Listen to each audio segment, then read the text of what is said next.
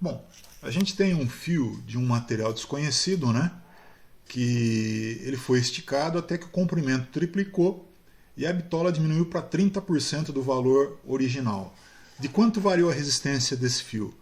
Gente, vamos anotar essas informações, tá? Vamos aqui, olha, escrever um antes e um depois, tá? Então, antes, a resistência era R, a resistividade era ρ, o comprimento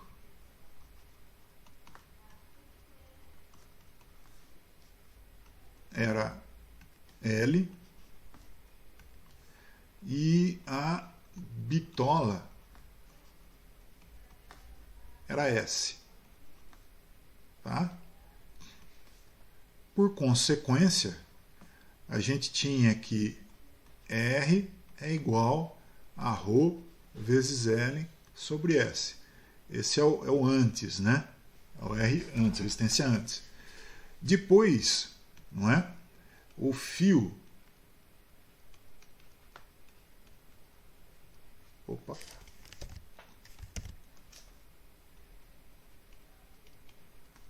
Depois o fio passou a ter uma resistência desconhecida, né? A gente vai ter que calcular a proporção em relação à anterior.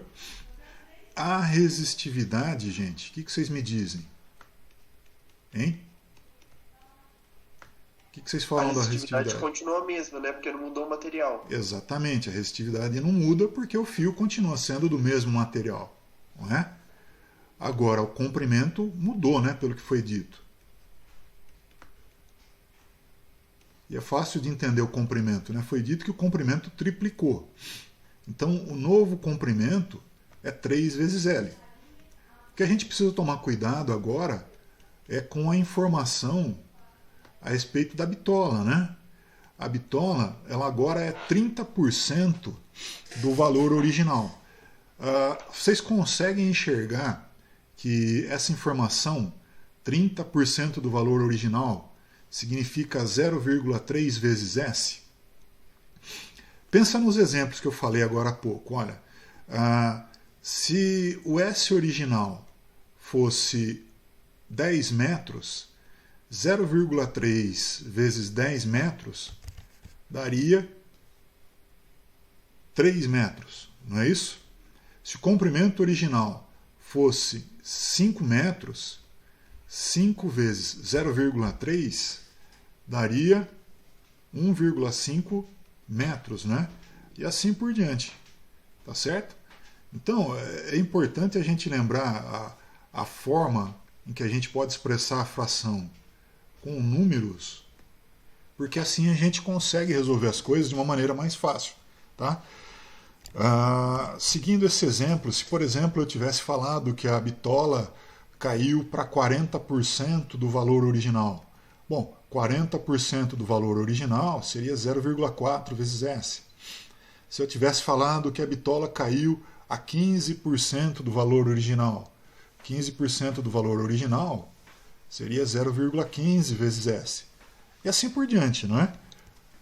Eu acho que fica claro entender essa regra de proporção com essa informação. Então vamos montar o que seria a equação da resistência depois do processo. Então a resistividade não mudou, continua sendo o ρ, não é? O comprimento passou a ser 3L, está aqui, e a bitola, aí sim, ela caiu para 30% do valor original, ou seja, 0,3 vezes S. Vamos trabalhar com esses números, tá? Eu vou colocar o 3 na frente do ρ, então vai ficar 3 vezes ρ vezes L dividido por 0,3 vezes S. Agora, gente, vamos trabalhar com os números. Com o 3 e com o 0,3. 3 dividido por 0,3. 3 dividido por 0,3, se a gente fizer a conta, vai dar 10. Tá? 3 dividido por 0,3 vai dar 10. Então, olha, eu vou escrever 10 vezes ρ vezes L sobre S. Só que, olha aqui, ó. Ρ vezes L sobre S. Ρ vezes L sobre S. E a gente disse que isso é igual a RA. Então, olha, no lugar desse ρ vezes L sobre S, eu vou escrever justamente RA. Tá? E aí eu chego à conclusão que a resistência depois ela vai ser igual a 10 vezes, eu não vou tirar esse 10 daqui, não é? Ele tem que ficar aqui, 10 vezes a resistência anterior. Tá? Então, olha, se eu fiz um procedimento onde o comprimento do fio triplicou e a bitola caiu a 30% do valor original, então a resistência ela aumentou 10 vezes em relação ao que ela era. Pessoal, entendido isso daí?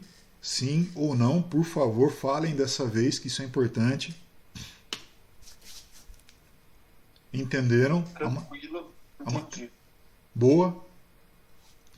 Tá, então... Deixa eu te falar que eu inventei número para fazer a conta.